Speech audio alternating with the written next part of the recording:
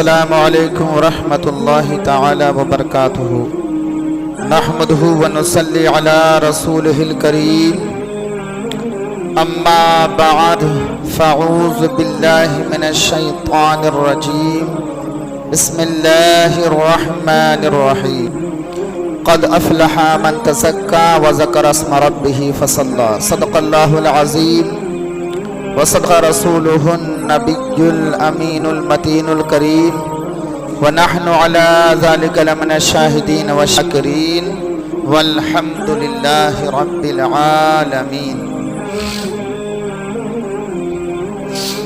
واہ کیا جود و کرم ہے شہ بتہا تیرا، نہیں سنتا ہی نہیں مانگنے والا تیرا۔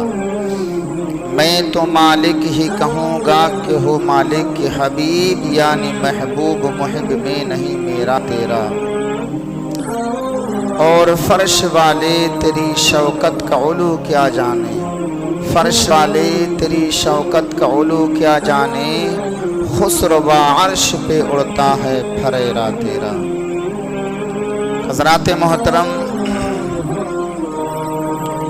حضور کی بارگاہ میں جھوم جھوم کر درود پاک پڑھ لیجیے۔ اللہم صلی علی سیدنا و نبینا و مولانا محمد وبارک وسلم، صلو علیہ وسلم، صلاۃ و سلام علیک یا رسول اللہ صلی اللہ تعالی علیہ وسلم۔ حضرات محترم، میں نے قرآن پاک کی آیت مبارکہ کی تلاوت کی، جس میں رب قدیر ارشاد فرماتا ہے قد افلح من تزکا، تحقیق کے مراد کو پہنچا جو ستھرا ہوا، بے شک وہ مراد کو پہنچا جو ستھرا ہوا اور اپنے رب کے نام سے نماز پڑھی۔ یعنی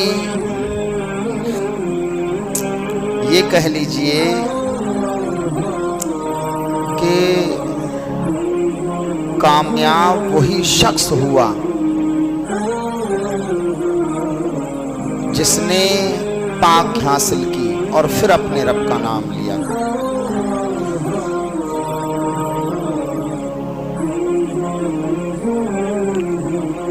پاکی کس معنی کر کے؟ ایک تو ہم اپنے ظاہری بدن کو صاف رکھتے ہیں، پاک رکھتے ہیں، اس کو بھی پاکی کہتے ہیں۔ اپنے لباس کو صاف رکھتے ہیں اور جس مکان میں رہتے ہیں وہ بھی پاک و صاف رکھتے ہیں۔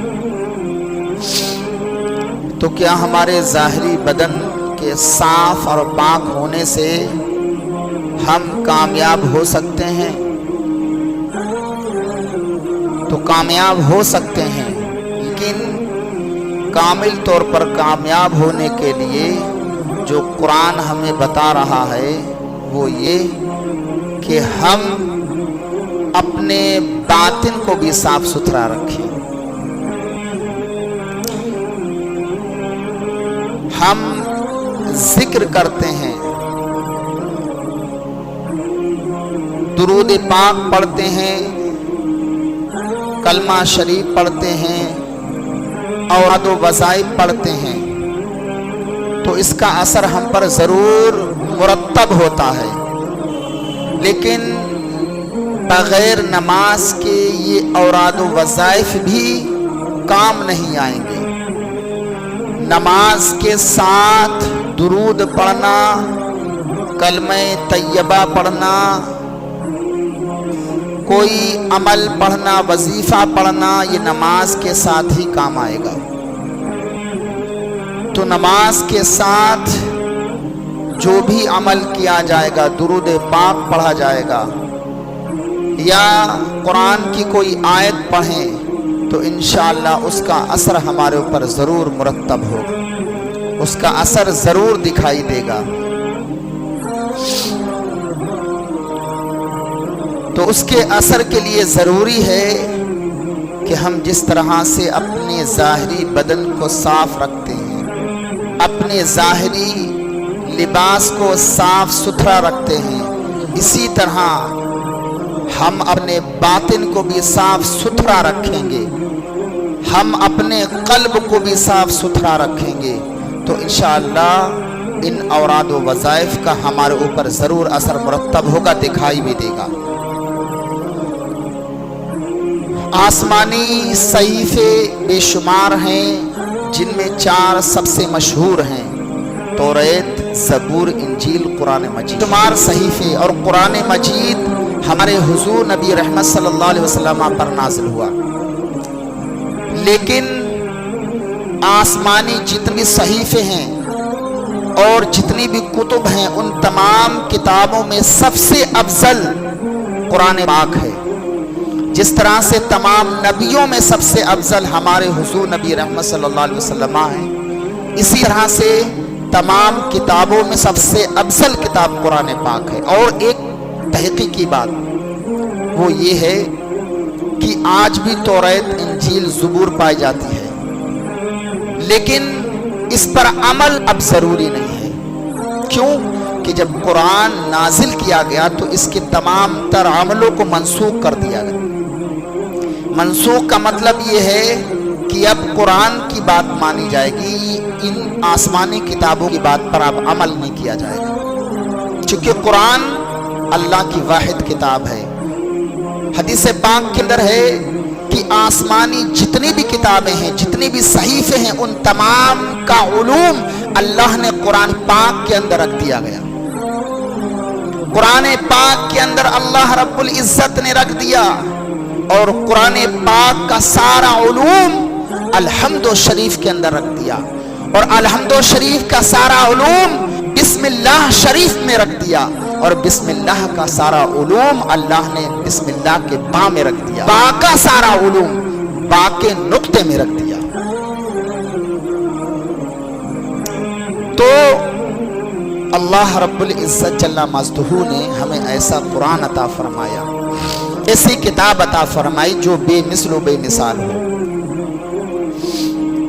تو آج میں بسم اللہ کے تعلق سے انشاءاللہ کچھ باتیں آپ تک پہنچاؤں گا۔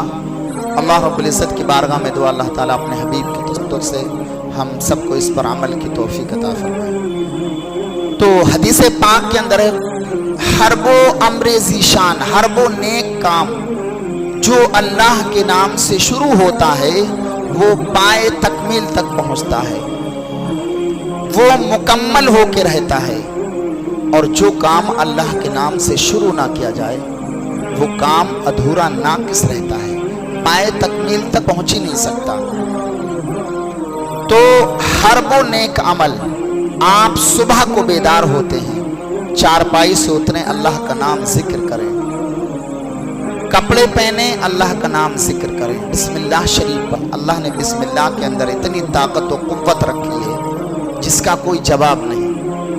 پانی پئیں، بسم اللہ شریف پڑھ کر پئیں، 3 سانسوں میں پانی پئیں، کھانا کھائیں، بسم اللہ شریف پڑھیں، لباس پہنے، بسم اللہ شریف پڑھیں، ٹوپی پہنے، بسم اللہ شریف پڑھ کے پہنے۔ اسی طرح سے آپ گھر سے اپنا قدم نکالیں، بسم اللہ شریف پڑھ کر کے نکالیں، اپنے دکان میں چابی لگائیں، بسم اللہ شریف پڑھ کر کے لگائیں، غلے میں پیسہ رکھیں، بسم اللہ شریف پڑھیں، غلہ بند کریں، چابی تالا لگائیں، بسم اللہ شریف پڑھیں، بائک اٹھائیں، بسم اللہ شریف پڑھیں، اسٹارٹ کریں، بسم اللہ شریف پڑھیں، چلیں، بسم اللہ شریف پڑھیں۔ ہر وہ نیک عمل جس میں آپ بسم اللہ کا ورد رکھیں گے تو وہ آپ کا کام پائے تکمیل تک پہنچے گا۔ اور جو یہ اچانک حادثے ہو جاتے ہیں، روایتوں میں آتا اللہ تعالیٰ ان حادثوں سے بھی انسان کو محفوظ رکھتا ہے جو انسان بسم اللہ شریف پڑھتا ہے۔ تو آپ کوئی بھی کام کریں، کوئی بھی عمل کریں، اس کے شروع میں اگر بسم اللہ شریف پڑھتے ہیں تو اس کی برکتیں ضرور آپ کو نصیب ہوں گی۔ آپ کھانا شروع کریں، بسم اللہ شریف پڑھیں۔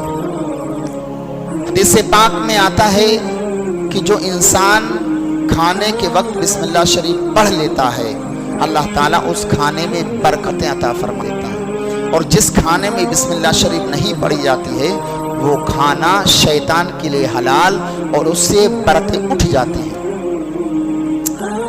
جیسے ایک شخص حضور کی بارگاہ میں آیا، آنے کے بعد عرض گزار ہوتا، یا رسول اللہ میں کھانا کھانے کے بعد بھی بھوکا رہتا ہوں۔ اور آپ کبھی اپنی لائف میں یہ جائزہ لیا بھی ہوگا کہ کھانا کھانے کے بعد بھی بھوک لگی رہتی ہے، مطلب ایسی بھوک کہ اس کو بعد ملنا چاہیے، اور ہلکی پھلکی بھوک اس کی بات نہیں، کھانے کے بعد بھی بھوک لگی رہے، بھوک محسوس ہو۔ تو ایک شخص آیا، کہا یا رسول اللہ میں کھانا کھانے کے بعد بھی بھوکا رہ جاتا ہوں۔ تو سرکار نے کہا شاید کہ تم الگ الگ کھاتے ہوگے، اکٹھا ہو کر کے کھاؤ اور کھانے پر بسم اللہ ضرور پڑھ لو۔ تو حضور نبی رحمت صلی اللہ علیہ وسلم نے یہ اس لیے ارشاد فرمایا کہ جب تم اکٹھا کھاؤ گے اور مل جل کے کھاؤ گے تو پیار بھی بڑھے گا، محبت بھی پیدا ہوگی، اور ساتھ ہی ساتھ اللہ اس میں برکتیں عطا فرمائے گا۔ تو اگر اس کھانے پر بسم اللہ شریف پڑھ لی جائے تو کھانا آپ دبا کھائیں، اس میں بھی بسم اللہ شریف پڑھیں، بسم اللہ شریف دبا میں بھی پڑھیں۔ یہ بات بہت مشہور ہے کہ دوا کھانے کے وقت بسم اللہ شریف نہیں پڑھنا چاہیے، چونکہ دوا میں برکت ہو جائے گی۔ میں نے بھی سنا، لوگوں سے خوب سنا، لیکن اللہ کی یہ باطل بات ہے۔ ہم بسم اللہ اس نیت سے پڑھتے ہیں تاکہ دوا میں برکت ہو کر بیماری سے اللہ تعالی ہمیں نجات عطا فرما دے۔ اور یہ بات بہت مشہور ہے کہ دوا کے وقت، جماع کے وقت بھی بسم اللہ شریف پڑھیے تاکہ آنے والی اولاد شیطان کے مکر و فریب سے بچی رہے۔ اور حدیث پاک کے اندر ہے جب تک جنبی رہے گا فرشتے اس کے حق میں دعائے خیر کرتے رہیں گے۔ تو دوا کے وقت بھی بسم اللہ پڑھیے تاکہ اللہ تعالیٰ مہلک بیماری سے آپ کو نجات عطا فرمائے۔ حدیث پاک کے اندر ہے کہ حضور نبی رحمت صلی اللہ علیہ وسلم نے، ایک شخص آیا کہ یا رسول اللہ شروع میں کھانے میں بڑی برکت دیکھی، اتنی برکت کبھی کسی کھانے میں نہ دیکھی۔ یا رسول اللہ شروع میں اتنی برکت دیکھی کہ کبھی ہم نے اتنے کھانے میں برکت نہ دیکھی، لیکن یا رسول اللہ آخر ایسی بے برکتی دیکھی کہ کبھی اتنی کم برکت نہیں دیکھی۔ تو سرکار نے ارشاد فرمایا کہ جب تم ساتھ شامل ہوئے تھے شروع میں سب نے اللہ کا نام ذکر کیا، سب نے بسم اللہ پڑھی، آخر میں کھاتے کھاتے بعد میں شخص شامل جو ہوا وہ بغیر بسم اللہ کے شامل ہوا۔ بس بسم اللہ کے بغیر شامل ہونے کی وجہ سے اللہ نے برکتیں اٹھا لی اور شیطان شریک ہو گیا۔ تو حدیث پاک کے اندر ہے کہ دو شیطانوں میں ملاقات ہوئی، ایک شیطان بڑا موٹا فربا اور ایک شیطان بڑا دبلا پتلا۔ آپس میں جب ملاقات ہوئی ایک دوسرے سے تو کہا بھائی بڑا آپ موٹے تازے ہیں، آپ بڑا پتلے ہیں۔ تو اس نے کہا کہ تم موٹے کیسے ہو، اتنے فربا کیسے ہو؟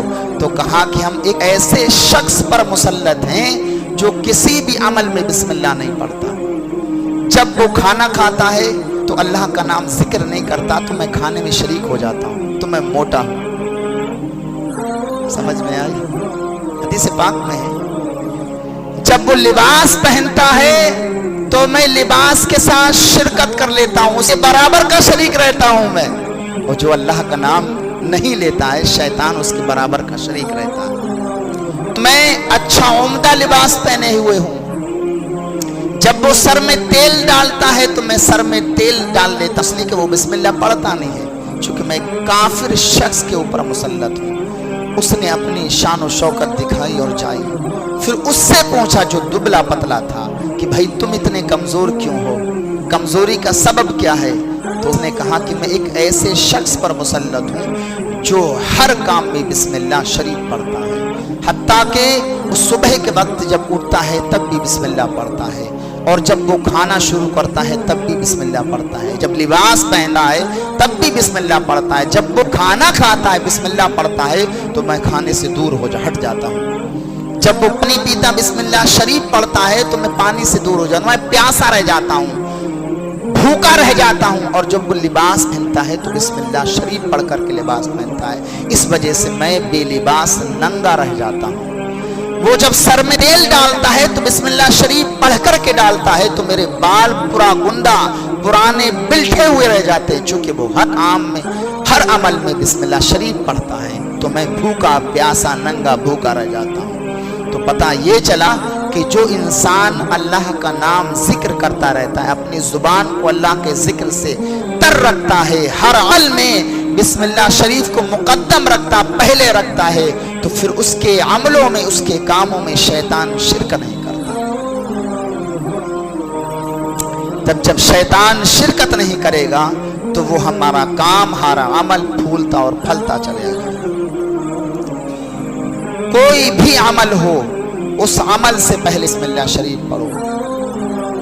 اور حضور نبی رحمت صلی اللہ علیہ وسلم نے ارشاد فرمایا، جب دسترخوان پر بیٹھو تو کھانا اپنی اس جانب سے کھاؤ جو تمہارے سب سے قریب ہے۔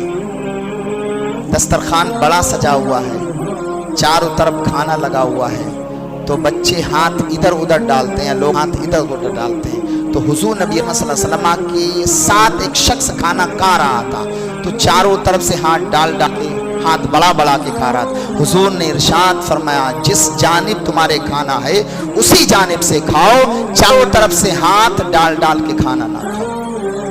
حضور نبی رحمت صلی اللہ علیہ وسلم نے ہمیں کھانے کا طریقہ اور سلیقہ سکھایا۔ اللہ نے بسم اللہ کے اندر اتنی طاقت رکھی ہے۔ حضرت عیسیٰ علیہ نبینا علیہ السلام کا گزر ہوا دیکھا، ایک شخص پر عذاب الہی ہو رہا ہے، قبر کے اندر آگ ہی آگ ہے، تو وہ مرا۔ حضرت عیسیٰ علیہ نبینا علیہ السلام نے پوچھا، یا باری الہ، پر عذاب کیوں ہو رہا ہے؟ تو حاطف غیب سے آواز آئی کہ یہ گنہگار سیاکار تھا، گناہوں کے سبب سے آج عذاب قبر میں مبتلا ہے، اور قبر آخرت کی منزلوں میں سب سے پہلی منزل ہے۔ اگر انسان قبر کے اندر سلامت رہا تو ہر مقام، ہر میدان پر سلامت رہا۔ تو گناہگار تھا، اللہ اس کے رسول کے ذکر سے دور تھا، اس لیے عذاب الہی مبتلا ہے۔ پھر آپ نے کچھ دن کے بعد اس کی قبر پر دیکھا تو اس میں نور کی بارشیں ہو رہی۔ سبب معلوم کیا تو بتایا گیا کہ یہ گنہگار تھا، اب اس نے ایک بیٹا چھوڑا، آج اس نے اللہ شریف پڑھی، اس کی برکت سے اللہ تعالیٰ نے اس کی قبر سے عذاب کو اٹھا لیا۔ تو بسم اللہ کے اندر اللہ نے اتنی تاثیر، اتنی برکت رکھی ہے کہ اگر فقط بسم اللہ شریف پڑھی جائے، اس کی کثرت کی جائے۔ ایک شخص حضور کی بارگاہ میں آیا، کہنے لگا، یا رسول اللہ میں بڑا گنہگار شخص ہوں، یا رسول اللہ میں بہت خطا کار شخص ہوں۔ سرکار نے کہا، جا بسم اللہ شریف پڑھا کر۔ اس نے کہا، اتنا سا عمل؟ سرکار نے کہا، اتنا ہی سا عمل۔ اللہ تعالیٰ اسی بسم اللہ کی برکت سے میرے تمام تر گناہوں کو بخش دے گا۔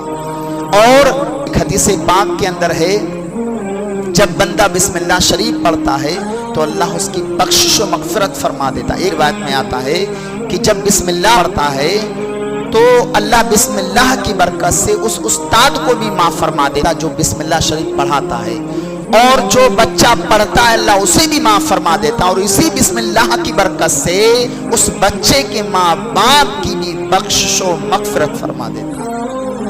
تو اللہ نے ایسی متبرک کتاب عطا فرمائی ہے کہ جس کی بسم اللہ میں اتنی طاقت و قوت ہو، تو پھر پورے سرافہ قرآن میں کتنی طاقت و قوت ہوگی، پورے اللہ کے مقدس کلام میں، پورے قرآن پاک میں کتنی طاقت و قوت ہوگی۔ اور یہ بسم اللہ کی برکت ہے۔ آج ہمارے معاشرے میں قرآن جیسی عظیم نعمت سے لوگ بہت دور ہیں۔ ابھی اتنے نمازی ہیں یہاں، اگر ہم ابھی پوچھیں آپ سے ہاتھ اٹھا کے کتنے قرآن پڑھتے ہیں، کتنے قرآن پڑھے ہوئے ہیں، تو اللہ ماشاءاللہ اس میں 10 20 50 لکھ لیں گے۔ اکثر لوگ قرآن نہیں پڑھے ہوئے ہیں، اکثر قرآن پڑھے ہوئے نہیں ہیں، اور قرآن پڑھنے کا شوق اور ذوق بھی نہیں ہے۔ حدیث پاک کے اندر ہے کہ قرآن خود اللہ رب العزت کی بارگاہ میں جنت دلوائے گا۔ حضور نے ارشاد فرمایا، قرآن پڑھا کرو، قرآن پڑھنے والوں کی قرآن بخش مغفرت فرمائے گا۔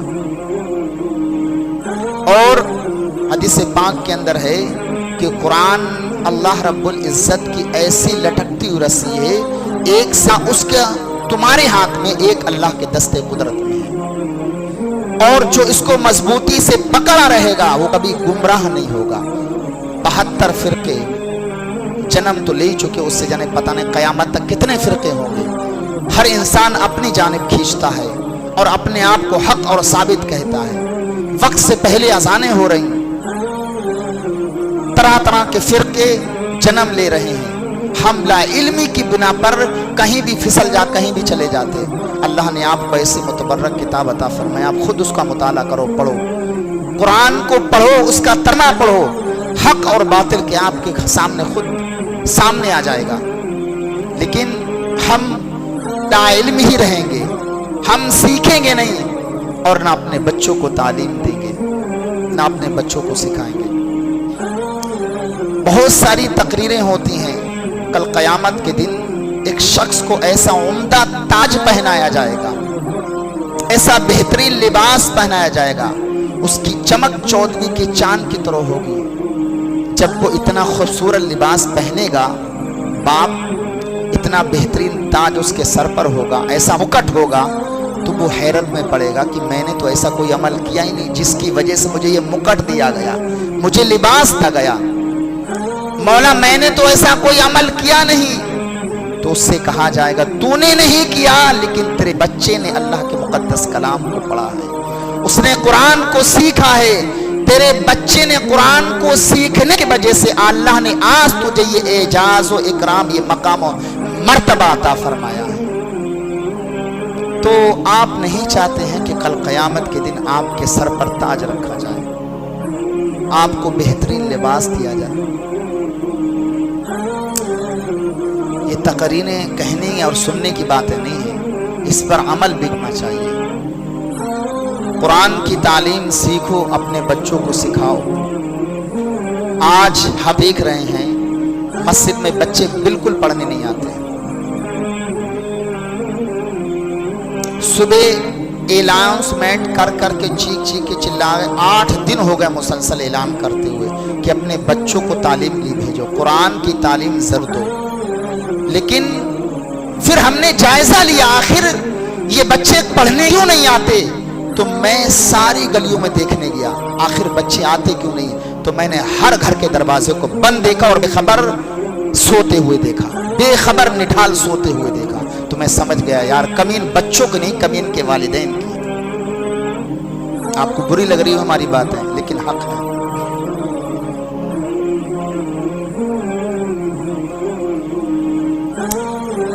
हर दरवाजा बंद मिला और बेखबर वालिदैन सो रहे हैं। तो जब वालिदैन बेखबर सोएंगे, फजर की अजान हो रही है, तो फिर अब अपने बच्चों से, हम आपके बच्चों से क्या उम्मीद लगा सकते हैं? आप बताइए।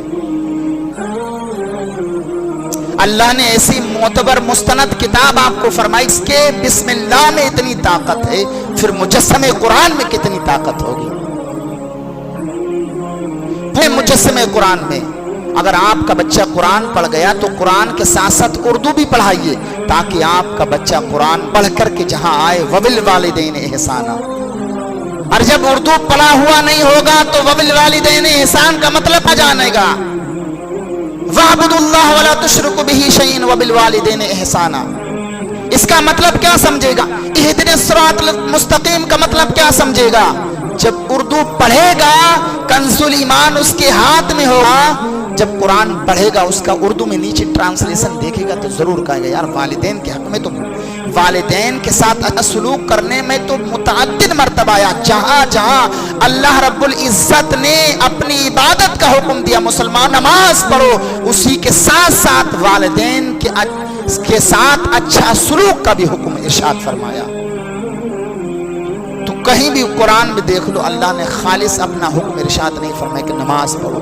जहां ये जिक्र है नमाज पढ़ो, वहां ये भी जिक्र है वालिदैन के साथ अच्छा सलूक करो, गरीबों के साथ, पड़ोसियों के साथ अच्छा सलूक करो।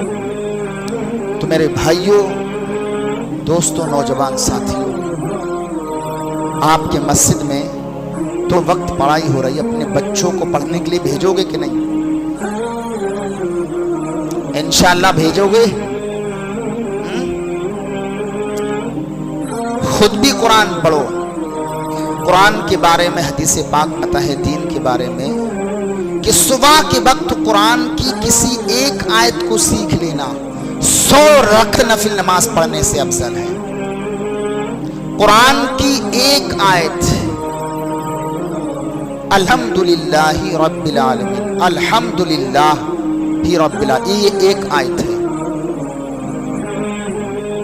कुरान की कोई भी एक आयत सीख लें आप, 100 रकत नफिल नमाज पढ़ने से बेहतर। अल्लाह ने ऐसा आपको कुरान अता फरमाया, अगर आप एक पारे की तिलावत करें तो करोड़ नेकी आपके दामन में आ जाएंगे।